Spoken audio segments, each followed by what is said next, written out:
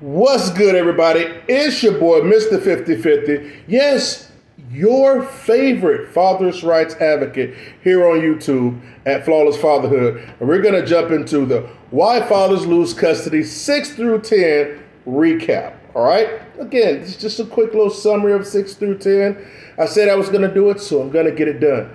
Got an exciting next 3 or 4 days coming up as far as with content. Guys, we're getting into the meat and potatoes.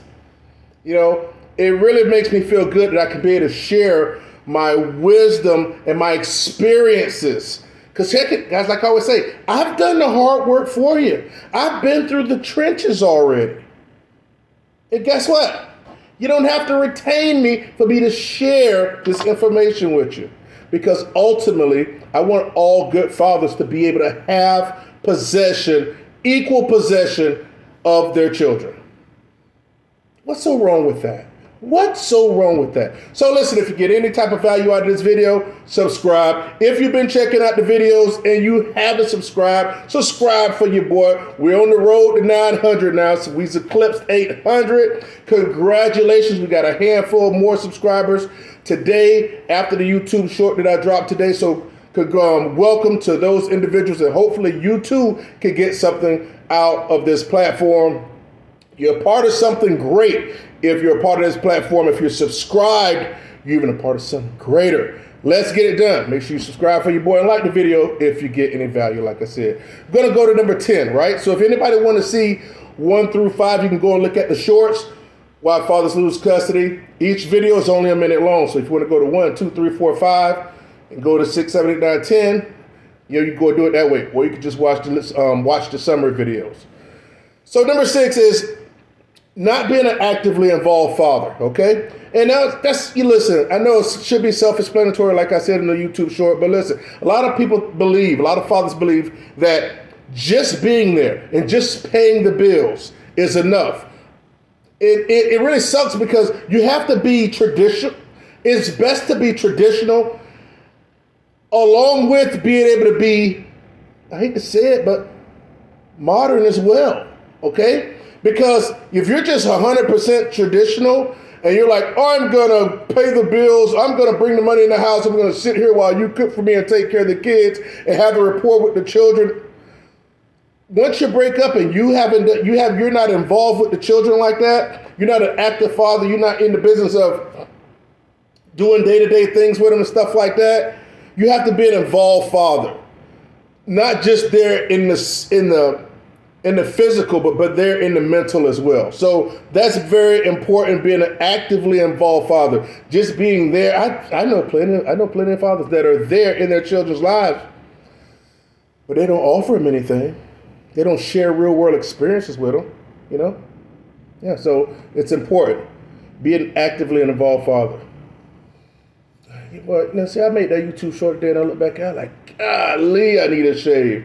But then I thought, you know what? I'm in here to share information. I ain't got time to be in here trying to be cute, you know what I'm saying, for the small percentage of women or a bunch of grown men. I'm trying to give you life-saving information, not just for you, but for your children. And let's be honest, the better quality, okay, of children that come up with both mother and father into their lives, they'll grow into a better quality of adult, right? Simple. Vice them be raised up by a single mom. And look, single moms do the best they can do, just like dads. There are a boatload of single dads out there with daughters, you know? So it can be done, but guess what? Those dads are going to do the best they can do. Just like mothers, you can do the best you can do, but dads usually have that dad aura about them, right? And that's what these kids need. So if those kids don't get that and they become adults like we are, no telling what this world's going to be, all right? Now, on to number 7. Number 7 entailed restraining orders and dealing with your child's mother's unruly behavior. Let me explain something to you. I know as men, we have egos. Man, listen, I'm going to tell you something. We all still have a little ego to this day. Even I still do. But when things I don't need to have an ego about, Absolutely not. I'm not. I'm gonna leave it at the front door. You guys seen, or countless times I've heard me say about the 5 flawless fatherhood factors for husbands, right? And the same factors I used. I didn't leave the marital home. I didn't allow the wife to leave with the children out of the marital home. Number 3 was I initiated the divorce. And 4, I got a restraining order. And I just didn't bring it out of thin air. Something happened, and I was able to get an active restraining order. And 5, I was able to keep my hands in my face clean. Basically, I didn't give her or any ammunition or hurt my own cause. Okay, didn't get into trouble out in the streets. Didn't get into no type of crimes. No drinking and driving, that type of nonsense. So, but number 4 is, what we're talking about as far as restraining order, okay, aspect of it. A lot of men are going to be like, I'm not going to let the police get in my business. I can handle it. She can't hurt me. I'm going to be honest with you. I'm telling you, I get it. I get it. I had to go through a thing. People that's been on my channel for the longest time, I shared a story when I was in the military and something happened.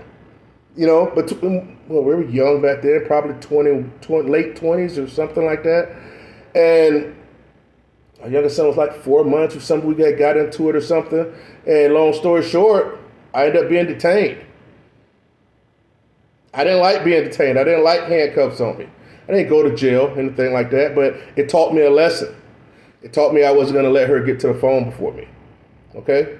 Especially when I felt I was in the right. And military police told me that, hey, she admitted she did this to you first. That taught me a lot. And I was only 20. All right? So, but my point was, I learned then, I'm not going to play these games. A neighbor's not going to call on me because, listen, if a neighbor calls on you, they're not calling to protect you as the man. They're calling to protect her. All right? So the only thing you can do to protect yourself is you to call and you to initiate calling the police or getting a restraining order. Listen, if you don't do it and she builds that case up against you or you get a restraining order, you're gonna be one of these fathers that's barely getting to see their kids, getting all your money taken away from you for child support. Your kid's gonna grow up with, son or daughter's gonna grow up with no type of value whatsoever. And it's just, that's not what you wanted. That's not what you want. So set aside your pride, okay? You know not to put your hands on her, and she has to know the same, okay? I'm not proud or I'm not sad about initiating a restraining order. I did what was best for me to secure my son's going through a divorce. If you want my results, you have to be able to do what I did. I'm not going to sit up here and be like, oh, go do this. And I've never done it or experienced it or wouldn't do it. No, I showed you guys to prove. Come on. If you half-step a situation, you're going to get half-stepping results. And that's not what we're doing here at Flawless Fatherhood. So remember, set your ego aside. Make people understand they're not supposed to put your hands on you, man or woman. When we're talking about relationships here, couples. Number 8 is being able to demonstrate and show the ability to put the child's needs over yours. This is a two-parter. And that just basically means if something comes up, you're able to show that, hey, yes, I have this thing going on, or yes, I have to put something, I have to shelf my own needs to do something for the child. The example I use is when it was a situation where my son, after my unwed situation, it was like in 2016, where my youngest son's mother, my youngest son that's 10, daughter drove him to me without a car seat. He was like 2, you know what I'm saying, whatever, less than 2. So I not only I saw that, what I did because there was 2 vehicles. It was her vehicle and her daughter's vehicle that she had for her. And they transferred back and forth the car seat. So of course I can be like, oh, well, you need to get another car seat for him. But no, what did I do? I went out and bought another car seat. I didn't want to spend that $70, whatever it was. I'd have rather kept that $70 in my pocket, right? But what I did was demonstrate that I could put my child's needs before my own. because I didn't want not one other time for my child to be driven without a car seat. I didn't want that risk to happen. Plenty other times that they were able to transfer right, but hey, I didn't want it to happen again, so I made sure I got that done. And I was able to demonstrate. Man, look, I had a picture of the car seat. I had freaking receipts, man. Look, you're talking about building a case. I wish I could go back and find those old emails, but I don't know if she told me in emails. They told me that, look, I could, as precise and detailed as was, that I could have been in law. That's not my calling, though. This side of it, of family law, is my calling. So, remember, that's making sure you put the child's needs above your own needs. And the second half of that is being able to show you can actively co-parent with the mother efficiently, okay? So being able to show that through text, or let's say one time it was a situation when I was giving my son a birthday party. Maybe he was 3 or something. He was two years old. And we were going through the course thing situation. So she had a birthday time and I had a birthday time. I think that her birthday time was before or was after. But I rearranged my date for his birthday, because we had it at the YMCA in the pool. So I rearranged it from the Friday to Saturday when she was off. But I had to go to work and then go to the birthday party and then go back to work and after, breaking things down or whatever.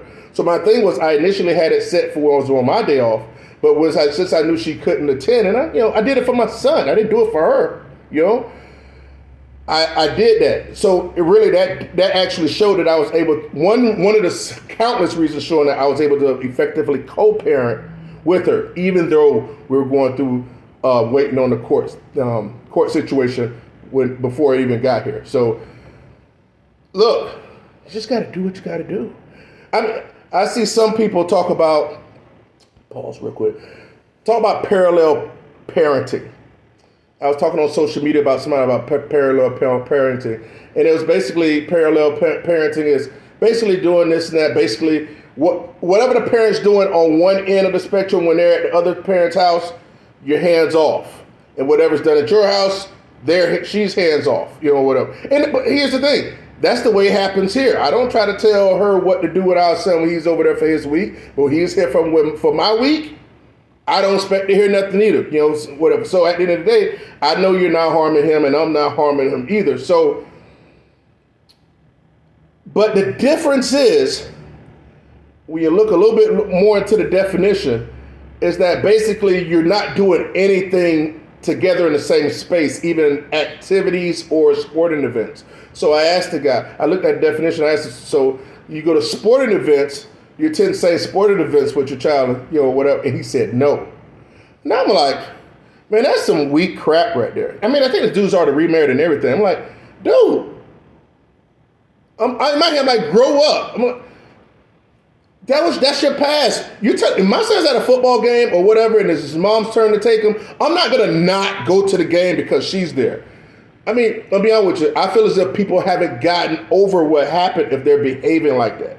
I'm being honest. When I say let her be somebody else's problem, I freaking mean it. No, I'm not her problem. She ain't mine a problem. I could be. Our son had to go to the hospital.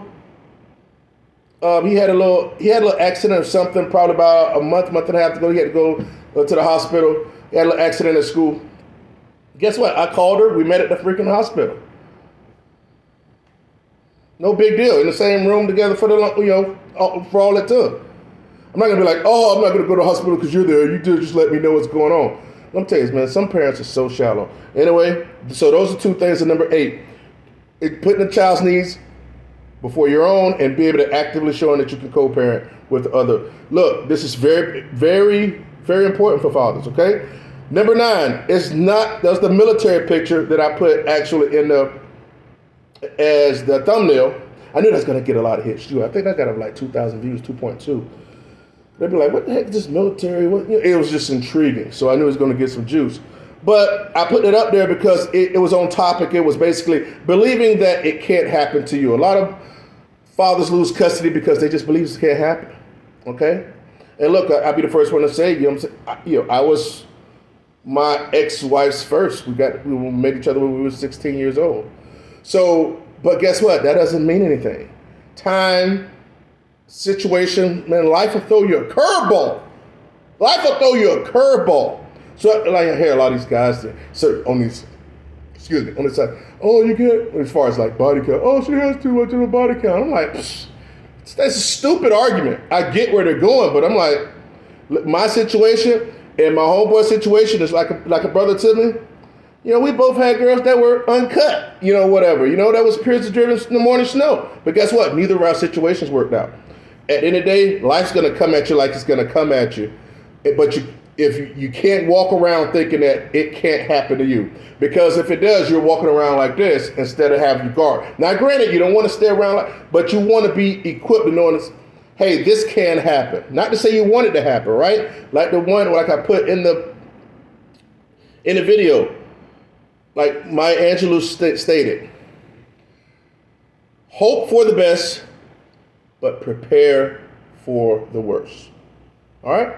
And that don't mean like actively prepare, but be equipped.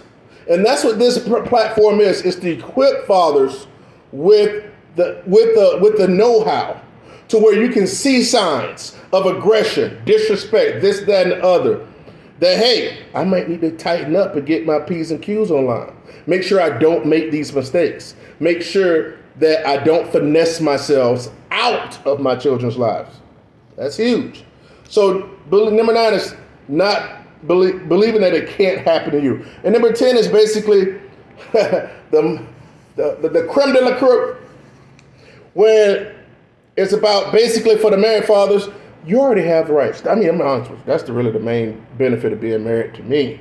I mean, that ain't going to stop me. That ain't going to make me go get married again. But my point is, that's the main advantage because you have equal rights off the rip. Soon as that baby come out the womb and y'all married, boom. Both y'all are both custodial parents. Okay?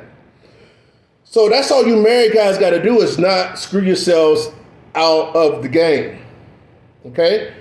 Don't be moving out of the marital home and all that type of nonsense. I got, again, go check out my 5 Flawless Fatherhood Factors for Husbands video. It got a yellow thumbnail on it. Check it out. And that was for married fathers. But for unwed fathers, it's important. They don't teach us this. But I'm the one that's shining the flashlight on it. That you want to be able to legitimize your rights as a father and establish paternity and create a joint custody agreement with the mother. 30 days after you had a child. Now, I always say that. Listen, is there somewhere written down for this to happen? No. They don't want fathers to know this. But again, I did the digging for you. I did the digging for you. I dug it. And the grave is deep. It's not just 6 feet. I dug it like 60 feet. And we're going to bury. I'm going to need y'all helping me take that dirt and burying the corrupt family law and child support system once we get them thrown in the freaking grave. Now we get to cover them up. All right? That's the freaking plan. When I say throwing them in there, it's going to be comparable to equipping fathers how to maneuver and what to do when they have a child. Because once you do that, once you establish paternity, we'll get into that because it's going to be my next video. I'll put some YouTube shorts out there, but my next long form video will be about establishing paternity, and we're going to get into the joint custody agreement. I don't want you guys to think that I know when I was going through them thinking like, oh man, all this legal jargon. I look back on it, man, it's like 5 or 6 pieces of paper or something. And the words are big. It's not nothing to be intimidated about. But once unwed fathers do that, both of you are on the same page. You're not no longer a non-custodial parent. Once you get that established and once the agreements come within the first 30 days and you get an agreement, you go into the courthouse together after you just had the child, go to the family law, self-help them and tell them, hey, listen, we just had a child and we're not married. And so is there anything we're supposed to do, this, that? About establishing paternity and get the custody agreement, and they'll walk you right through it and let you know what you need to do. Ask as many questions as you want. That's what I did. Okay? So, and able to get the information I'm going to be giving you guys soon. Oh, man, I can't wait to make that video. So, that's the whole key. For unwed fathers don't do that. They just think, Let me take this pen and sign on the birth certificate. The birth certificate ain't worth the damn paper it's freaking printed on. I keep telling people, I didn't freaking sign on my youngest son's through an unwed situation. I didn't sign a damn birth certificate. And if I didn't sign a birth certificate and I got them 50-50 week to week, that lets you know the birth certificate ain't jack. Now, I'm not trying to say, listen, you want to sign it, sign it. But understand, that's all the baby mama need to be able to put you on child support. But if you don't sign it, because listen, look, it's a good first step, but you just can't think that that's the only thing you need to do. All right? That thing's a freaking voluntary as hell. You never seen anybody go to jail or get fined because they didn't sign a birth certificate. Haven't happened once. So what does that tell you? They got this program thinking that's the only thing you need to do. On that YouTube short I wrote today, I put in today, it says that you have to do formal things to get done. You have to take formal steps. It didn't say you have to take the formal step as in singular. It said steps, meaning you had to do multiple things. Establish paternity, joint custody agreement. They should have put it down there, right? But they don't want men to know that. Somebody gonna try to start hitting my PowerPoints. Y'all let them know that Mr. 50-50 Flawless started preaching that. And I've been throwing sprinkles for the last little bit. But try to take the credit. But hey, so that's the deal. So number 10 was giving away your rights as a married husband. Right? Yeah, as a married husband. As a married father. I knew that sounded right. And for unwed fathers, making sure you legitimize your rights by establishing paternity, legally establishing the paternity, and getting a joint custody agreement with the mother within 30 days after the child is born. I actually have a younger brother. It's like 2.5 years younger than me. He had let me pause this. How unprofessional was of that alarm. Not to tell too much of his business, but hey, this is my channel. I'm helping fathers here. He has a daughter that's as old as my oldest son, and things didn't go the best. Okay, so my oldest son's 27, so they're about to come from the same age. So he had a rough go at it. I didn't know what I knew then, as well, but he had a rough go at it. Being married, I was, I think his divorce even came a little before mine. I can't remember. But his situation didn't go best with his daughter and be able to, in the marriage and stuff like that, as far as being a father. But I'm proud to say that I am an uncle again, because as of yesterday, he had his second child, and it's a boy. All right, he's always wanted a boy. And actually, I'm happy for him to actually having a boy, because I believe now he's more suited, being in his mid-40s, being able to have a boy and be able to raise him up with a certain amount of experience and wisdom that he's acquired as well. I just think he's better doing it now, vice when he was in his mid-20s. So I'm excited for that. But he's also privy to the information, because he has to also get his custody order. He also has to establish his paternity and get a joint custody agreement with the mom. Okay? Because he's not married. All right? So, listen. Make sure he get it done right this time. So, but like I said before, you can lead a horse to water, but you can't make him drink it. But I'm hoping for the best. So that was just a little bit of story time for you, because I just thought about that. Listen, I don't want to doubt this information. I went through the things for a reason, and I'm sharing them. And I want to thank you guys for listening to the video, supporting the channel. Again, make sure if you guys are getting value out of it, please make sure you press a like on the video to let me know that you're engaged. Comment, let me know what you thought about the video. And share it, man. Share the content. Talk to the algorithms. The algorithms say, listen, if you watch the video, do you sub? Or if you watch the video and you like? Or if you watch the video all the way through, the algorithm's talking to me like, hey, this video has value. And that's how it pushes it more and more people. So a like, a share, a whole view, it goes a long way. I appreciate you. This is Flawless Fatherhood. your boy, Mr. 50, your favorite father's rights advocate. Do it on the mission of the most important movement in the world. Flawless Fatherhood. I'll let you know in the next video.